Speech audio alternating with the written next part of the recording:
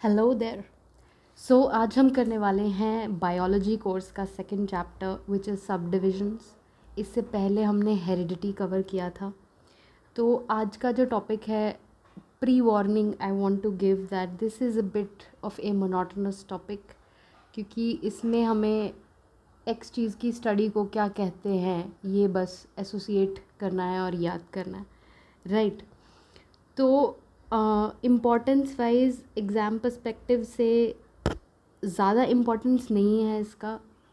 It's not like every year there is questions coming from it, but yes every 2-3 years 1 or 2 questions figure out from this chapter. So करना तो अपने को सारा है ही, ठीक है। So let's start this chapter.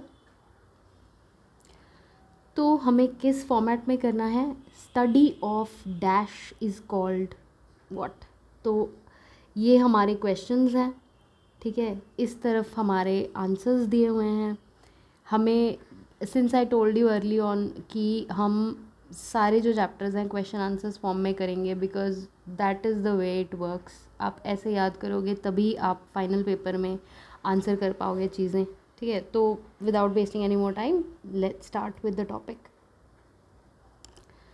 तो लिविंग और डेड एनिमल्स की स्टडी को क्या कहते हैं?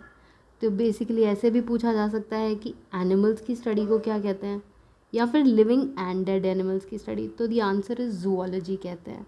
और ये जो मैंने ऐसे लिखा हुआ है FO, that means father of, ठीक है। तो फादर ऑफ जूलॉजी किसे माना जाता है? एरिस्टोटल को, ठीक है। देन बर्ड्स की स्टडी को क्या कहते हैं? ऑर्निथोलॉजी, जो कि आपकी जूलॉजी की ब्रांच हो गई। Then the study of inheritance, heredity and variation को क्या कहते हैं? तो it is called genetics. Then next आ रहे हैं हम, इन्वायरमेंट की स्टडी को क्या कहते हैं? तो ये काइंड ऑफ स्ट्रेट फॉरवर्ड है कि उसको इकोलॉजी कहते हैं, but there is more than one definition for ecology. और ये सेकेंड वाली डेफिनेशन सबसे इम्पॉर्टेंट है, विच इज़ की inter relationship between organisms and their environment, उसको कहा जाता है इकोलॉजी। अब before the term ecology was coined, there was another term that was in use which was bionomics. तो उस टाइम पे it was defined as the organism and its relation to its environment. तो ये भी आपका ecology ही है, या फिर the other term for it which is bionomics. Next देखते हैं, तो लॉज ऑफ लाइफ, ठीक है, या फिर study of physiology, laws regulating the vital functions, उसको क्या कहते हैं? तो दैट इज़ बायोनॉमी, ठीक है। Next, methods of biological systems and their use in the mechanical world. तो जैसे अगर मतलब साई-फाई मूवी देख रहे हैं and someone has put an sort of robotic eye on a person, तो वो बायोनिक्स है। मतलब there is of course a lot of real world practical use also, but मैं याद करने के पर्सपेक्टिव से बता रही हूँ, तो उसे हम कहेंगे बायोनिक्स, ठीक है। Then statistical study of biological problem, that is biometry. तो स्टैटिक्स जहाँ आ गया वहाँ मेट्री आ गया, तो उससे हम याद कर सकते हैं कि बायोलॉजिकल प्रॉब्लम, स्टैटिस्टिकल स्टडी, ठीक है, बायोमेट्री। नेक्स्ट है फॉसिल्स की स्टडी। तो सारे ही फॉसिल्स, एनिमल्स हो गए, मरीन लाइफ, प्लांट्स, उन उसको हम बोलते हैं पेलियोओंटोलॉजी। लेकिन अगर हम fossils of plants and animals की बायोलॉजी को स्टडी कर रहे हैं तो उसे हम कहेंगे पेलियो बायोलॉजी। एंड उसमें भी अगर हम सिर्फ प्लांट फॉसिल से डील कर रहे हैं, या इस तरीके से भी पूछ सकते हैं कि recovery and identification of plant remains, which means nothing but plant fossils, right. तो उसको हम कहेंगे पेलियो बॉटनी, जो कि आपकी पेलियो बायोलॉजी की ही ब्रांच हो गई, ठीक है। तो आगे बढ़ते हैं। तो नेक्स्ट है हमारा the study of human school, it is called phrenology. Study of flowers, इसे कहते हैं एंथोलॉजी। स्टडी ऑफ ग्रासेस, तो इसमें GROS आ रहा है, एग्रोस्टोलॉजी। फिर study of pollen grains and spores, ये है पैलिनोलॉजी।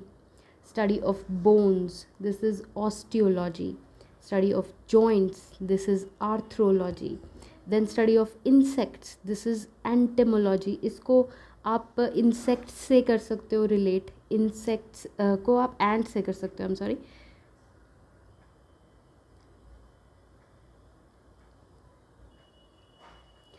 तो एंट इज़ एन इंसेक्ट, तो इंसेक्ट की स्टडी को एंटोमोलॉजी, बट ये अलग बात है कि एंट की खुद की स्टडी को मिर्मिकोलॉजी बोलते हैं, ठीक है, which will be a branch of entomology, तो उसमें कंफ्यूज नहीं करना है। बट वैसे याद रखने के लिए कि एंट इज़ एन इंसेक्ट, तो इंसेक्ट्स की स्टडी को एंटोमोलॉजी, ठीक है। फिशेस की स्टडी को इच्थायोलॉजी, ठीक है। अब फिशेस में स्केल्स होते हैं, उसको इच वर्ड से याद करके कुछ रिलेट करके याद रखा जा सकता है। बट एडिशनली हम इसी चैप्टर में करेंगे कि अगर हम फ़िश कल्टिवेशन कर रहे हैं तो उसको हम इच्थायोलॉजी नहीं बोलते हैं, ठीक है। ये हम फिशेस की स्टडी की बात करें। कल्टिवेशन ऑफ फिशेस को हम बोलेंगे पिसिकल्चर, ठीक है। नेक्स्ट देखते हैं, पैरासाइट्स की स्टडी को बोलेंगे पैरासिटोलॉजी। मोलस्क्स जैसे कि आपके ऑक्टोपस हो गए और शेल्स की स्टडी को हम बोलेंगे मलैकोलॉजी। वायरसेस की स्टडी को बोलेंगे वायरोलॉजी। पॉपुलेशन की स्टडी को बोलते हैं डेमोग्राफी। तो हम बहुत बार ऐसे न्यूज़ में सुनते हैं ना कि इंडिया का जो अभी पॉपुलेशन डेमोग्राफी जो है वो बहुत बढ़िया है, मतलब we have a lot of population that falls in the youth category, जो वर्किंग एज ग्रुप में फॉल करते हैं। तो डेमोग्राफी, पॉपुलेशन डेमोग्राफी, इसको रिलेट कर सकते हैं यहाँ से। फिर डिफरेंट रेसेस ऑफ मैनकाइंड, तो एथनिसिटी से अपने को याद करना है, ये मतलब ये सिर्फ याद करने का तरीका है। एथनिसिटी स्टडी को बोलते हैं एथनोलॉजी। फिर कोई एक स्पेसिफिक कल्चर की स्टडी को हम बोलेंगे एथनोग्राफी। मतलब ऐसा समझ लो कि ग्राफ जो होता है उसमें हम डिटेल में चले जाते हैं, तो हम एक स्पेसिफिक कल्चर की डिटेल पढ़ रहे हैं, तो एथनोग्राफी हो गया। आगे बढ़ते हैं।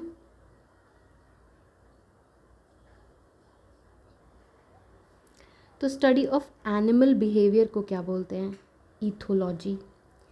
स्टडी ऑफ एथिकल ड्यूटीज़ को बोलते हैं एथिक्स। अब ये तो हमें अच्छे से पता होना चाहिए, this is one of the main subjects, right. फिर कंपाइलेशन ऑफ ए डिक्शनरी को क्या बोलते हैं? Lexicography. Study of soil is called pedology. तो इसको याद करने का हम कुछ पैर से रिलेट कर सकते हैं, ऐसे कि हम मान लो नंगे पाँव सॉइल पे चल रहे हैं, तो सॉइल की स्टडी को पेडोलॉजी, ठीक है। इसका वैसे लेना देना कुछ नहीं है, बस याद करने के पर्सपेक्टिव से मैं बोल रही हूँ ये बातें। तो स्नेक्स नेक्स्ट है, तो स्नेक्स की स्टडी को बोलते हैं सर्पेंटोलॉजी। अब snake, serpent, very easy to correlate.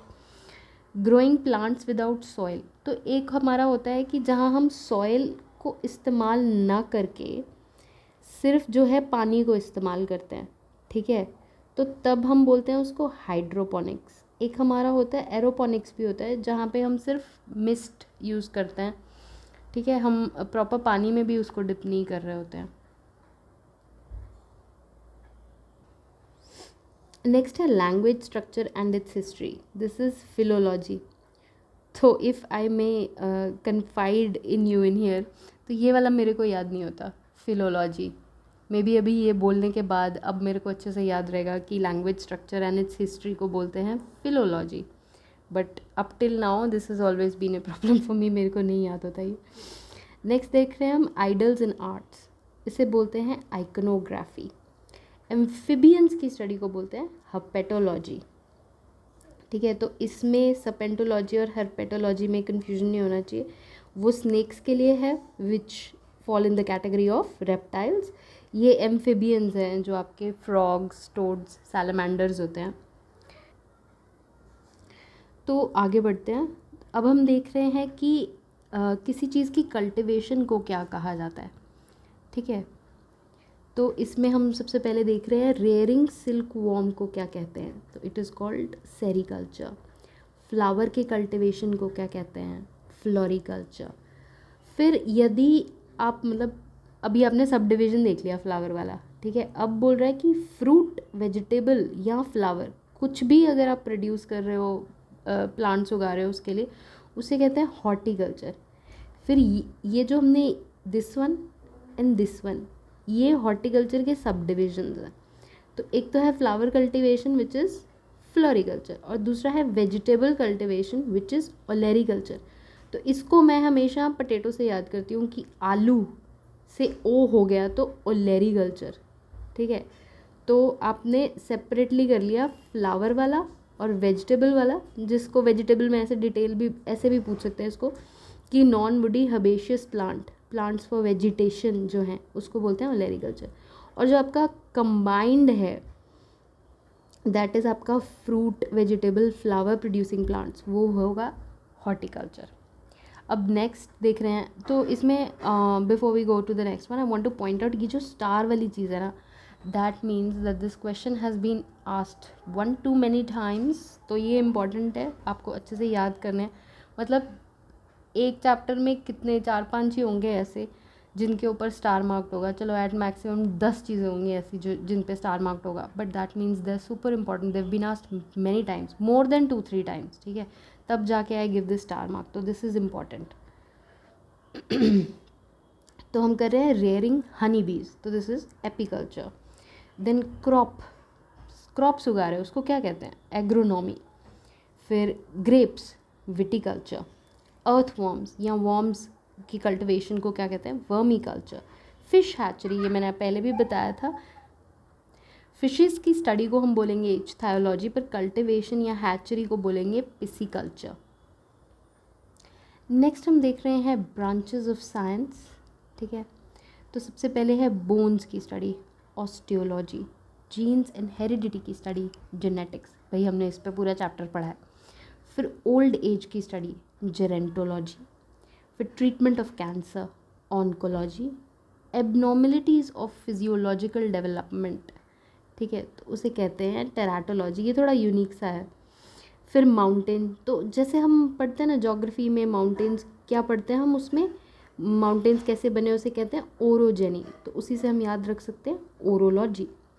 फिर internal structure of earth and the matters inside it, तो हम पढ़ते हैं जियोमॉर्फोलॉजी। तो हमें पता होना चाहिए किस चीज़ से डील करती है, तो ये जो आपका सरफेस ऑफ द अर्थ है, ठीक है, उससे डील करती है। बट अगर आप इंटीरियर में चले जा रहे हो, इंटरनल स्ट्रक्चर की बात कर रहे हो, है ना, the layers inside all that, तो वो है आपका जियोलॉजी, ठीक है। फिर सीरम की स्टडी को सेरोलॉजी। आगे बढ़ते हैं, तो नेक्स्ट हम मिसलेनियस पे आ रहे हैं। तो यहाँ मैंने स्पेसिफिकली लिखा नहीं है कि ये मिसलेनियस है, बट यहाँ से मैंने स्टार्ट किया हुआ है मिसलेनियस को, बट ये चारों भी मिसलेनियस में ही फॉल करते हैं, जैसे भी आपको इजी रहे याद करना। Counting and analysis of annual growth rings of trees to know its age, तो डेंड्रोक्रोनोलॉजी, ठीक है, ये कई बार रिपीट हुआ है। Then factors connected with the genetic improvement of human race, तो maybe I shouldn't have written this, but इसे कहते हैं यूजेनिक्स। और इसको याद करने के लिए हम ऐसे याद कर सकते हैं कि जीन्स का इम्प्रूवमेंट किया जा रहा है, राइट। हम जेनेटिक इम्प्रूवमेंट अगर कर रहे हैं, यानी कि हम कुछ मेडिकल इंटरवेंशन कर रहे हैं in the jeans of a child और पर्सन, तो उसे हम कहेंगे, ताकि इम्प्रूव्ड जो है आगे की जनरेशन हो, उसे हम कहेंगे यूजेनिक्स। तो ये याद करने के लिए मैंने नाजी वाली चीज़ लिखी हुई थी कि they wanted genetically improved generations, next generations. तो आगे चलते हैं। Technology concern with living beings for wilful manipulation on molecular level, तो ये है आपकी बायोटेक्नोलॉजी की डेफिनेशन जो अपने को पता होनी चाहिए। This is the technology concern with living beings, ताकि उनका मॉलिक्यूलर लेवल पे विलफुल मैनिपुलेशन किया जाए। नेक्स्ट है origin, development of humans and their societies, there should be a little comma over here, development of humans and their societies, तो this is anthropology. ये मतलब बहुत ही क्या कहेंगे ना, सिंप्लीफाइड डेफिनेशन है एंथ्रोपोलॉजी की, because this is not the chapter for like 4 sentences की एक एक डेफिनेशन लिखें, बिकॉज क्वेश्चन आएगा कैसे, मैच द फॉलोइंग, है ना। तो आई हैव केप्ट इट जिस तरीके से आया हुआ है वैसे ही, तो they will ask the most crux sort of form of that definition कि ये क्या होता है, राइट। तो दिस इज़ एंथ्रोपोलॉजी। अब आ रहे हैं मिसलेनियस वाले सेक्शन पे एग्जैक्टली। तो मैं पहले क्लियर कर देती हूँ, ये बहुत ज़्यादा इम्पॉर्टेंट नहीं है, ठीक है, बट जिस पे इसमें से स्टार मार्क्ड है वो सुपर इम्पॉर्टेंट है। बट एनी हाउ कवर तो अपने को सारा करना है, तो पढ़ते हैं। तो ब्लड वैस्कुलर सिस्टम, जो आर्टरीज वेन्स है, उसकी स्टडी को एंजियोलॉजी बोलते हैं। फिर ब्रायोफाइट्स होते हैं जिनमें कि फ्लावर नहीं होते, सीड नहीं होते, वो स्पोर्स के थ्रू जो है रिप्रोड्यूस करते हैं, वो ब्रायोफाइट्स की स्टडी को बोलते हैं ब्रायोलॉजी। फिर मेल रिप्रोडक्टिव ऑर्गन्स की स्टडी को बोलते हैं एंड्रोलॉजी। जैसे कुछ मॉडलिंग में बोलते हैं ना, एंड्रोजनस मॉडल, ऑल दैट, तो थोड़ा लुकअप कर लो, दिमाग में बैठ जाएगा, एंड्रोलॉजी। देन ये क्या होता है, random movement of molecules, gases और लिक्विड्स जो हायर कंसंट्रेशन से लोअर कंसंट्रेशन में जा रहे हैं। तो इसका मैंने सही यहाँ पे एग्जांपल लिखा है कि परफ्यूम डिफ्यूजन, तो डिफ्यूजन होता है रैंडम मूवमेंट। तो कोई भी एरोसोल आप ले लो, जैसे परफ्यूम का ही हम एग्जांपल लेते हैं, तो वो बहुत हाई कॉन्सेंट्रेशन में बॉटल में है, right, and then when you spray it diffuses, ठीक है, तो that is diffusion for you. फिर इम्प्रूवमेंट ऑफ ह्यूमन बींग्स हमने ऊपर देखा था, और वहाँ हमने देखा था वो जीन वाली कर रहे थे, राइट, जहाँ हम मेडिकल इंटरवेंशन से कर रहे हैं, तो उसको हम क्या कह रहे हैं, यूजेनिक्स। यहाँ हो रहा है improvement of human beings through the environment and living conditions, मतलब कि अच्छा हेल्दी इन्वायरमेंट मिल रहा है, खाने पीने को अच्छा मिल रहा है, ठीक है, तो उसका जो इम्पैक्ट हो जा रहा है, मतलब हम कोई जीन मैनिपुलेशन कुछ ऐसा मेडिकल इंटरवेंशन टाइप नहीं कर रहे हैं, बस अच्छा हेल्दी इन्वायरमेंट दे रहे हैं, ठीक है, तो उसको कहेंगे यूथेनिक्स, ठीक है। फिर अगर किसी को कोई जेनेटिक एबनॉर्मेलिटी है आफ्टर बर्थ, तो हमने हेरिडिटी का चैप्टर पढ़ा है, तो हमको जीनोटाइप फिनोटाइप पता है अब, ठीक है। तो जीनोटाइप इज़ की जो आपका जेनेटिक कोड है, जो आपका जीनोम है, एंड फिनोटाइप इज़ जो फिज़िकली दिखता है। जैसे फॉर इंस्टेंस अगर किसी को कोई जेनेटिक एबनॉर्मेलिटी है जिसकी वजह से they could have a specific facial feature, तो उसको हम फिनोटिपिक डिफेक्ट बोलेंगे, ठीक है। तो क्वेश्चन इज़ कि इम्प्रूवमेंट ऑफ फिनोटिपिक डिफेक्ट या इम्प्रूविंग लुक्स, ये मैंने बहुत ही सिंप्लीफाई वे में बोल दिया है improving looks, but this is not part of the question, ठीक है, इसको हम काट सकते हैं यहाँ से। So improvement of phenotypic defect mostly due to genetic abnormality after birth, तो हम जेनेटिक एबनॉर्मेलिटी की वजह से कॉज होने वाले डिफेक्ट को इम्प्रूव कर रहे हैं, जो हम देख सकते हैं उस डिफेक्ट को, that is called euphenics. Then अगला वाला बड़ा इंटरेस्टिंग है, बड़ा सिंपल है, possibility of life in space, exobiology. आगे बढ़ते हैं। Then causative agent of disease अगर हम स्टडी करें तो उसे कहते हैं एटियोलॉजी। देन ये बड़ा इंटरेस्टिंग सा क्वेश्चन है, इसको ऐसे भी पूछ लेते हैं कि फॉर्मेशन हो रहा है इथाइल अल्कोहल का, ठीक है, बिकॉज ऑफ माइक्रो ऑर्गेनिजम्स, या फिर पूरी चीज़ पढ़ के देखते हैं, प्रोसेस ऑफ इनकम्प्लीट ऑक्सीडेशन जो माइक्रोब्स या दूसरे सेल्स में होता है ऑक्सीजन की एब्सेंस में, which leads to the formation of ethyl alcohol, तो इसे कहते हैं फर्मेंटेशन। तो अब हम ऑपोजिट वे में चल के देखते हैं, फर्मेंटेशन क्या होता है। तो कोई माइक्रोब है, ठीक है, अब O2 नहीं है, यानी कि ऑक्सीजन के एब्सेंस में माइक्रोब का इनकम्प्लीट ऑक्सीडेशन हो रहा है, और क्या बन रहा है, इथाइल अल्कोहल, तो इसे क्या कहते हैं, फर्मेंटेशन। नेक्स्ट देखते हैं। So when two solutions have different solute concentration, तो जो हायर कंसंट्रेशन वाला सोल्यूशन होता है उसको कहते हैं हाइपरटोनिक, जो लो कंसंट्रेशन वाला होता है उसको कहते हैं हाइपोटोनिक, वेरी सिंपल। फिर हम देख रहे हैं कोल्ड ब्लडेड और वार्म ब्लडेड में क्या डिफरेंस होता है, तो पहले हम देखते हैं वार्म ब्लडेड। तो एनिमल्स जिनका कांस्टेंट बॉडी टेम्परेचर होता है थ्रू होम्योस्टेसिस, जैसे कि मैमल्स, जैसे कि ह्यूमंस, जैसे कि हम, तो हमारा एक कांस्टेंट बॉडी टेम्परेचर रहता है, and we are able to maintain that constant body temperature, चाहे मानसून चल रहा है, चाहे गर्मी चल रही है, चाहे सर्दी चल रही है, तो we are what, warm blooded, ठीक है। और वार्म ब्लडेड का ही दूसरा नाम क्या है, एंडोथर्मिक, होम्योथर्मिक, ठीक है।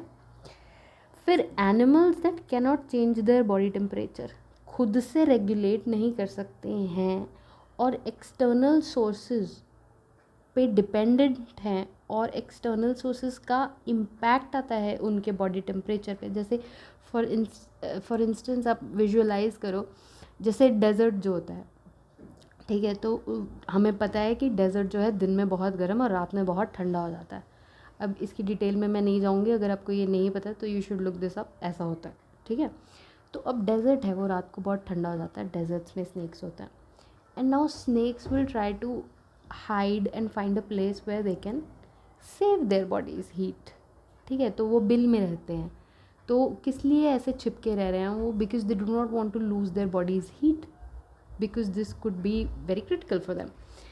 तो अब ऐसे जो एनिमल्स हैं जो सनलाइट या हीटेड सरफेस की को एज ए एक्सटर्नल सोर्स लेके उस पर डिपेंडेंट है, वो आपके कोल्ड ब्लडेड एनिमल्स हो गए। उनको एक्टोथर्म्स भी बोलते हैं, एक ये थोड़ा सा यूनिक सा टर्म ही है, बट इसके आने के चांसेस नहीं, फिर भी हम देख लेते हैं। पोइकिलोथर्मिक भी बोलते हैं, ठीक है, कोल्ड ब्लडेड एनिमल्स को। आगे बढ़ते हैं।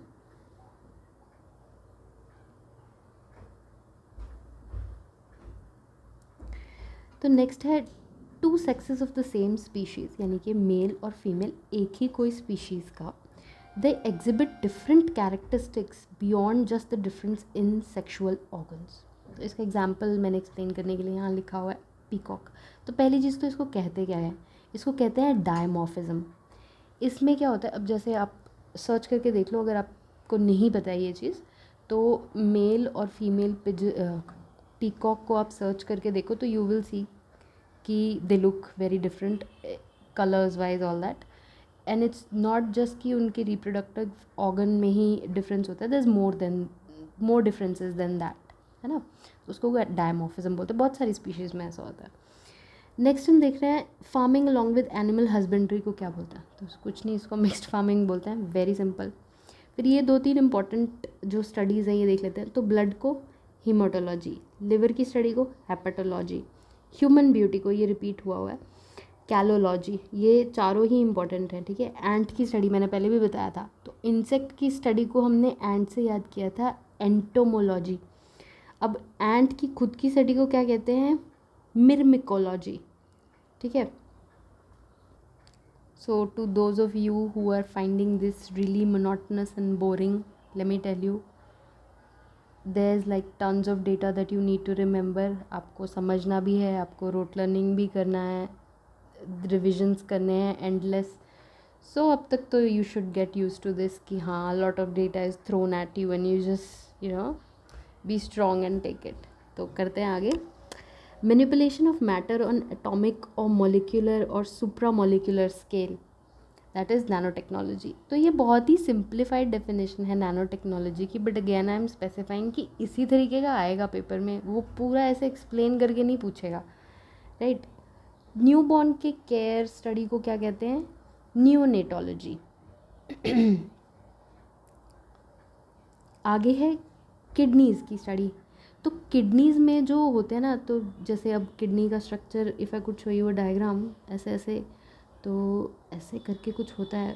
तो किडनीज़ में जो होते हैं ना, छोटे छोटे नेफ्रॉन्स होते हैं, ठीक है।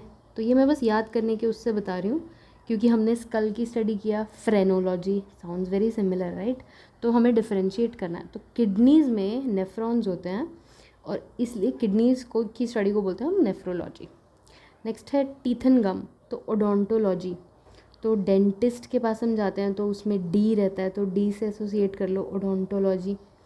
Then science related with the care of pregnant women, that is obstetrics. Then birds की study, ornithology.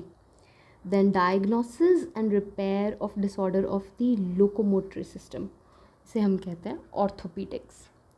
Treatment of mental disorders को हम बोलते हैं साइकियाट्री, और study of human mind and behaviour को हम बोलते हैं साइकोलॉजी। तो इन दोनों में थोड़ा डिफरेंशिएट करके याद करना है इसको। आगे करते हैं। Branch of medicine dealing with children, this is paediatrics. तो हम ऊपर नियोनेटोलॉजी कर चुके हैं, दैट इज़ न्यूबॉर्न्स के लिए, दिस इज़ फॉर चिल्ड्रन। तो चिल्ड्रन में न्यूबॉर्न्स तो आते हैं, बट इस केस में नहीं। हम यहाँ पे थोड़े बड़े बच्चों की बात कर रहे हैं कि उनकी जो मेडिसिन वगैरह सबकी स्टडी है उसे कहते हैं पीडियाट्रिक्स, और जो सिर्फ टॉडलर्स से, न्यूबॉर्न बेबी से डील कर रही है वो नियोनेटोलॉजी है, ठीक है। एवोल्यूशनरी हिस्ट्री ऑफ ऑर्गेनिज्म, तो हम देखते हैं ना कि हम ऑर्गेनिजम्स को ऐसे फाइलम में बांटते हैं, टेक्सोनमी में, ठीक है। तो उससे हम याद रखेंगे फाइलोजेनी।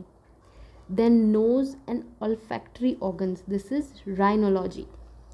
देन अल्ट्रासाउंड इमेजिंग, इसे कहते हैं sonography.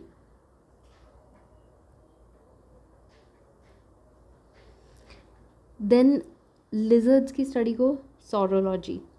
Then pulse and arterial pressure की स्टडी को, तो जब हम बीपी मेजर करते हैं तो करते किससे हैं, तो स्फिग्मोमैनोमीटर होता है उसमें, ठीक है, उससे करते हैं। तो स्टडी भी उसी चीज़ पे बेस्ड है, स्फिग्मोलॉजी, ठीक है। फिर प्राइमेट्स को क्या कहते हैं, प्राइमेट्स की स्टडी को प्राइमेटोलॉजी। अब इसमें क्या क्या फॉल करते हैं, मंकीज़, एप्स, ओरंगुटान्स, ठीक है। फिर classification, nomenclature, identification of a particular organism, यानी कि वही जो फाइलम, जीनस, इस सब में डालना और, ठीक है, ग्रुप करना, कैटेगराइज करना, उस चीज़ को पूरा हम कहते हैं टैक्सोनॉमी। तो that is it in this chapter. Hope कि आपको ओवरवेलमिंग ना लगा हो। It's a lot of data, but if you look at the bright side, it's a lot of data in a very compact file. It's easy to remember. आप numerous revisions करो and this will seem like hardly what 5 minutes revision जितना chapter रह जाएगा ये। So best of luck for the revision of this chapter. Thank you for watching.